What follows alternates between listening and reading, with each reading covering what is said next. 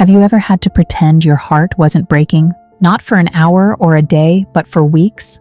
To wake up next to someone who's killed your future and smile. To make small talk about dinner plans with someone who's been shopping for apartments with another man. To say, I love you too, when every fiber of your being wants to scream. That became my life. And I got terrifyingly good at it. The human capacity for compartmentalization is both a gift and a curse. I'd go to work and function normally, hit my deadlines, take my meetings, laugh at my coworkers' jokes. Then I'd come home and play the role of devoted partner. I'd ask her about her day knowing she'd lie. I'd suggest we watch a movie knowing she'd check her phone throughout it. I'd reach for her hand knowing it had held someone else's. But here's what she didn't know. While I was performing normalcy, I was also executing a plan. First, the practical stuff. I started with our finances. We weren't married yet, thank God for that, but we'd intertwined everything like we were. Joint checking account, shared rent, her name on my insurance, my name on her car loan. We'd built this hybrid financial life that seemed romantic when we were in love, but became a cage when love died. I started documenting everything, every shared expense, every payment I'd made. I took photos of receipts, screenshots of transactions, records of every time I'd covered more than my share because we're a team, babe. I wasn't trying to be petty. I was trying to be protected because I knew the moment I walked away, the narrative would shift. Suddenly, I'd become the bad guy, the one who gave up, the one who didn't fight hard enough. So I built my case, not for court. We weren't married. There'd be no legal battle, but for myself, for my friends, for anyone who'd question why I left someone who seemed so perfect for me. Then came the harder part, emotional preparation.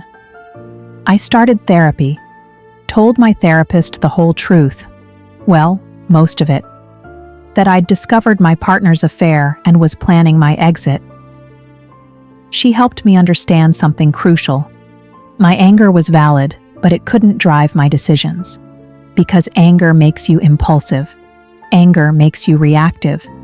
Anger makes you show your hand before you're ready. What I needed was cold, calculated clarity. I reconnected with friends I'd neglected. Not dramatically, I didn't tell them what was happening, but I rebuilt those bridges I'd let weaken over the years. Because that's what happens when you're in a relationship, isn't it? You pour so much into that one person that everyone else becomes secondary. I'd let friendships fade because she was supposed to be enough. She wasn't. I also started planning my logistics. I found an apartment. Nothing fancy, just a one-bedroom across town. Signed the lease 3 weeks before I planned to tell her anything. Paid the deposit with money from an account she didn't know about.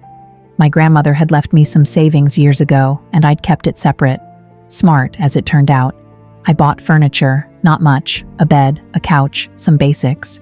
Had it delivered to the new place. Started moving things slowly, a box here, a bag there, nothing she'd notice. Childhood photos, important documents. That watch my father gave me. The things that mattered. The things that were mine before they became ours. And all the while, I watched her. God, the things you notice when you're really paying attention. The way she'd light up when her phone buzzed but dim when she saw it was me. The way she'd suggest I go visit my parents for the weekend, creating windows for them to meet up, I realized. The way she'd pick fights over nothing, probably to justify her actions to herself. He's impossible to talk to. He doesn't understand me. We're growing apart anyway. She was writing her own permission slips, building her own narrative where I was the villain, or at least the obstacle to her happiness. What fascinated me was how good she'd gotten at the double life. Like, genuinely skilled. She'd remember which lies she'd told. She'd keep her stories straight. She'd manufacture enough truth in her deceptions to make them believable. She'd mention coworker names she'd actually worked with that day, then slip in fiction about staying late when she'd actually been with him. It was almost impressive, almost. There were moments I almost broke, times when the weight of knowing crushed me so completely I wanted to just explode, like the night she suggested we start couples counseling. The audacity of that. To sit there with a straight face and suggest we work on our communication while she was actively lying to me daily. While she was building an exit strategy with someone else, or the time she got sick, just a bad flu, and I took care of her. Made her soup, brought her medicine, stayed up with her when she couldn't sleep, and she looked at me with what seemed like genuine affection and said, "I don't deserve you." She was right. But not in the way she meant. The hardest part wasn't the big lies. It was the small moments of manufactured intimacy. The way she'd still curl up against me on the couch sometimes, probably feeling guilty. The way she'd initiate sex occasionally, maybe to convince herself she wasn't completely checked out.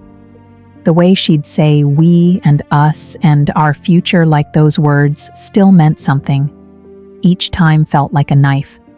Because part of me, the part that still loved who I thought she was, wanted to believe it, wanted to think maybe I was wrong, maybe I'd misread everything, maybe we could fix this. But I'd seen the messages, read the plans, knew the truth, so I stayed the course, played my part, smiled when I needed to smile, engaged when I needed to engage, all while moving pieces into place. I told my family, not everything, just enough. Things aren't working out. I'm going to end it soon. I'll need you. My sister cried. My mom got angry, not at her, but at the situation.